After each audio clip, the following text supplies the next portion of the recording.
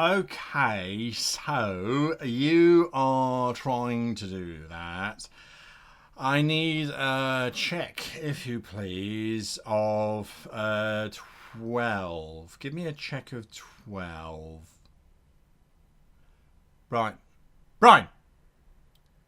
You nodded off a little bit there. Yeah, you were snoring.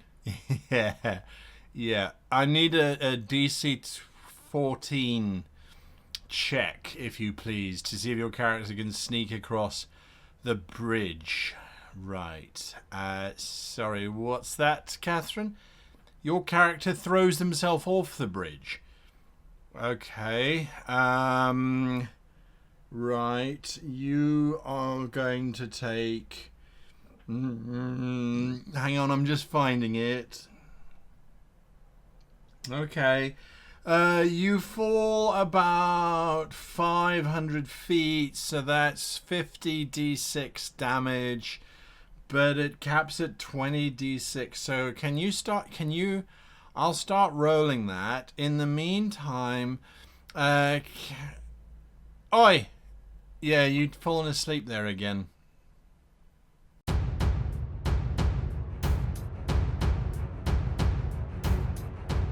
Hello and welcome to this week's episode of How to Be a Great GM. My name is Guy. Today we're looking at ways to avoid boring adventures. Oh, boring adventures. Having your players become disengaged with what you're trying to do is often the case a result of the players being distracted, having real-life issues and the like. But there are times where you have, well, just a boring adventure. So what can you do to spice it up, to spruce it up, to make sure that, well, everyone stays engaged? It can be tricky if the players have got personal issues happening in the background that you're unaware of. But you can certainly revise your own game mastering style to make sure that you want boring. And it doesn't matter, by the way, what system you're using. These are going to work regardless. So, we're going to be talking about surprises. Surprise! Surprise. Surprise. Surprise. No. Surprises. Structure. Structure will help us. We're going to be talking about structure, and we're going to be talking about adaptability. How many different shapes can you contort yourself into? Kinda. Structure, surprises, adaptability. See how I already made it more exciting by reading it in a different order? Surprises, adaptability, structure. Oh, I can see that I've already got you on the edge of your seat. Let's go into it. Surprises. Surprises are sometimes tricky because you go, well, I don't know what's surprising. It's not nothing. I'm not surprised. This isn't surprising. I'm not a surprising person. There are many simple ways of making something surprising. We reverse the situation. So there's a halfling. The halfling stands 22 foot tall. What? Surprise! So, yes, you can build in surprises. When you reverse the situation, the overlord sees you approaching, throws down their spear and says, I surrender, don't hurt me. What? No, we're here to defeat you, you evil overlord. Well, I'm just trying to help people. You are the power here. It's a reversal. The players suddenly sit up and go, well, hang on a second, that's not what we were thinking of. Make it bigger. Make it smaller. If you look at Spaceballs, the film that came out just after Star Wars came out, what was the first thing they did to Darth Vader? Darth Vader in the films is this towering giant of evil. So in Spaceballs, they made him Rick Moranis, this short little diminutive character whom we could see over the top of their helmet, which led to a whole bunch of jokes. Are you going over my head? Well, it's difficult not to, sir. All those kinds of things. Make it bigger. Make it smaller. Make it more. You charge the orc round the corridor. He's screaming in terror. Reverse situation. Screaming in terror, you come around the corridor, and then 500 orcs look up from their large cantina where they're busy drinking and feasting and eating, as the one orc comes running in shouting, they're here to kill us all! They're here to kill us all! At which point the 500 rise, grabbing their axes, their flagons of ale, their swords, their maces, and all start screaming and charging for the opposite door to try and get away from yourselves. Interesting. We've reversed the situation. The combat is now, could be a massive combat. 500 orcs. It's bigger. They're all running away from the PCs. Why are they doing that? It starts to get us to ask questions. And that leads us to the third thing that's a surprise. That is the decisions versus combat. So instead of having a combat, make it a decision-making process.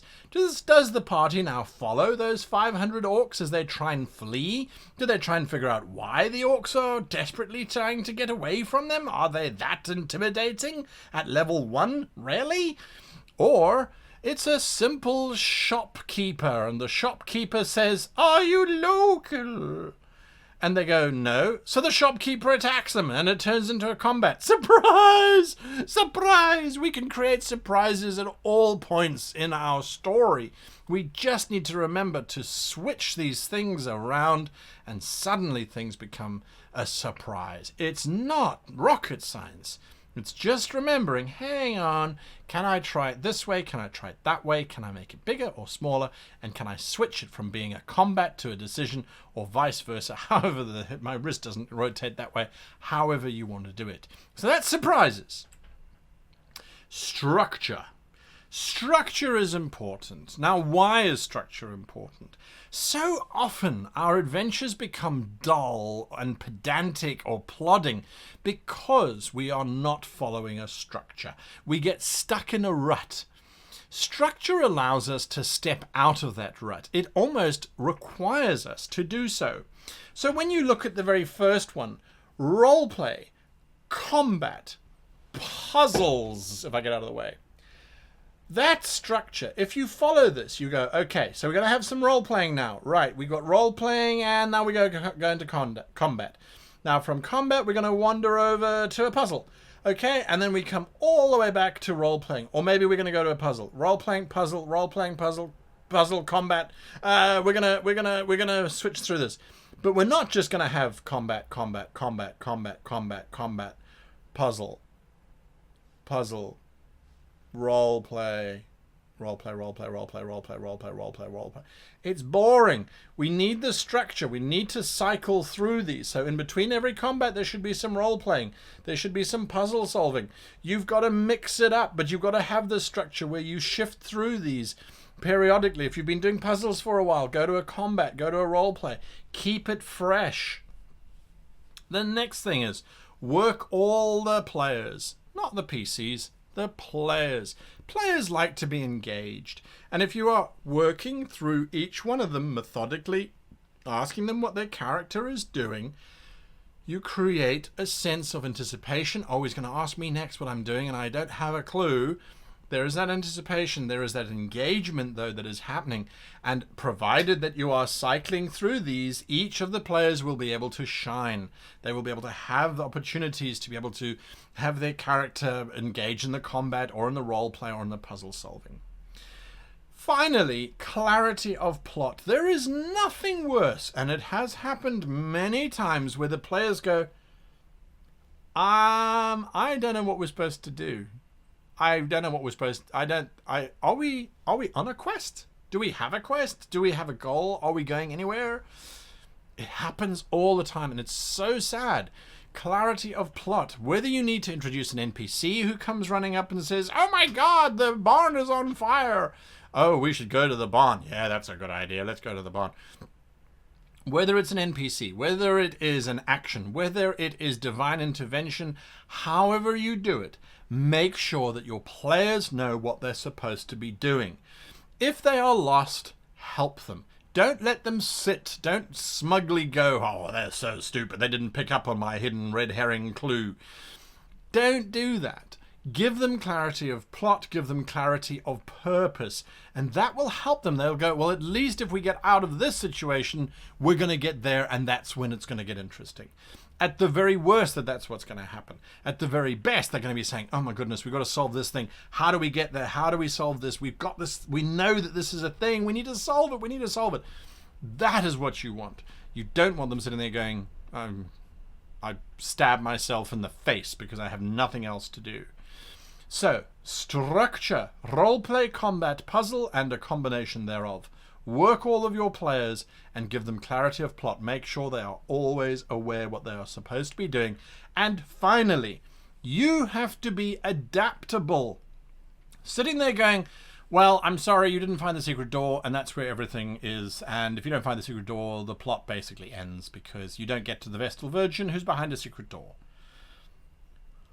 Well, bully for you. You've just won as the game master. You have just won your role-playing game. Well done. You have outfoxed your players. 10 points to you for making up a game where you know all of the situations and you still win. Adaptability means you keep them guessing, especially if you are changing and modifying and tweaking as you go along. I'm not suggesting that you completely throw your adventure out the window. What I am suggesting is know what you want your goal to be, what you want the outcome of the adventure to be, and adjust according to what the players are doing. They don't search for secret doors, not a problem. Introduce an NPC who has or who does, we see that all of the time, or perhaps one of the secret doors was left open by the idiot orc. Perhaps there is a clue or a trail that's more obvious than at first you had intended it to be. Where the players miss that there is a trickle of blood flowing from the wall, well, why don't you just have more blood flowing from underneath the one panel of the wall? Let them become a lot more aware of things. So adapt.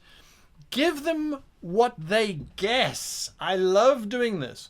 Give them what they guess. This is my favorite thing of all time to do.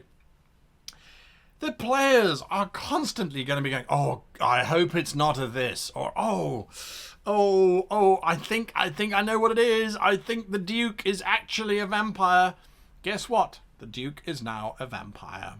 Does it affect your plot? Nah, they're going to kill him anyway. Does it affect anything in the game other than allowing the players to sit back and go, called it, I called it. Now let's go kill this vampire.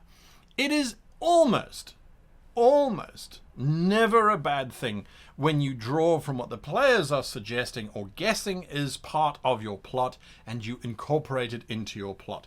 If your players are sitting there going, the Lord is clearly a vampire. He's clearly in the tower. He's obviously got these magical items, and so we are going to have to first go to the church to get the holy water, and there's probably zombies on the way to the church. Okay, can we get on with this? That's not them guessing. That's them telling you the plot that they have worked out because your clues are too obvious or too transparent. So what do? You don't then go, yeah, well, you guessed it, so you're getting... No! Keep them guessing. Zombies in the church? Pfft, who was going to have zombies in the church? I wasn't going to have zombies in the church. No! Pfft, zombies in the church. The church is the zombie. Yeah, the church rips itself out of the ground. Its steeple lowers down as a massive lance, and the entire structure now tries to attack you. If your players aren't surprised, then you are dealing with some very jaded players. Because even you didn't anticipate that the church was going to be a giant zombie animated construct. Who made it? Don't care. Where did it come from? Don't care. Isn't it supposed to be holy? No, it's not. It's my game. And it's a surprise. And it's kept the players engaged. So whatever they're guessing, give it to them. If they're looking bored, make it bigger, make it more powerful. Once they slay the church dies, and what does it do? It leaks holy water, because they guess that they need to get holy water from the church in the first place. Now you're giving it to them, but in a way that they never expected. As the church lies there dying, its stained glass windows shattered about, causing a myriad of rainbows to reflect its dismal death, you can see great big gouts of crystal clear water gushing from the church, dissolving the evil masonry and cleansing the area. The players can now gather holy water. You've given them what they needed to do in order to complete your plot. You haven't changed anything. You haven't in any way sacrificed creative integrity. You've simply given them a surprise. You have been adaptable. Make it bigger, make it smaller, whatever it is that they're guessing, give it to them, but do it in such a way that they're going, I called it, I wish I hadn't. My players frequently, a frequent refrain that I hear from my players is, don't give Guy any ideas. No one is to talk about what they think is coming up, because it will happen. They know I'm going to do it. But part of the joy that they get from playing in my games is seeing how my twisted mind gives them what they predicted, but in such a way that they go, I knew it was going to happen. I knew you were going to do it. I didn't see it coming that way. And that is part of the joy that they get. So keeping your game exciting involves surprises, using structure to give yourself that necessary push to move away from boring moments, as well as to give your players a sense of anticipation, and then being adaptable to the situation so that you can create adventures that seem epically amazing. Meanwhile, when you had originally constructed them, they were dismally boring. Because fundamentally, there are only a certain number of adventures that we can come up with. The nuance, the flavor, the undead church that attacks the players rather than just a field of zombies. That's stuff that, yes, you can try to create beforehand, but other times, what's the crime of creating it as you're going along? It creates much more exciting adventures. Even if you're running a pre-written module, the module writers couldn't anticipate how your players are going to be reacting and operating to the environment and to the story. Just make it work. So that's my advice on how to create more interesting encounters. Surprise! See, you were surprised. Weren't you surprised? Nah, you probably weren't surprised. I was surprised. I didn't know I was going to do that. So at least one of us was surprised. That's 1 out of 2 in this case. I'll take that. That's 50%. That's okay. Right. Anyway, surprise!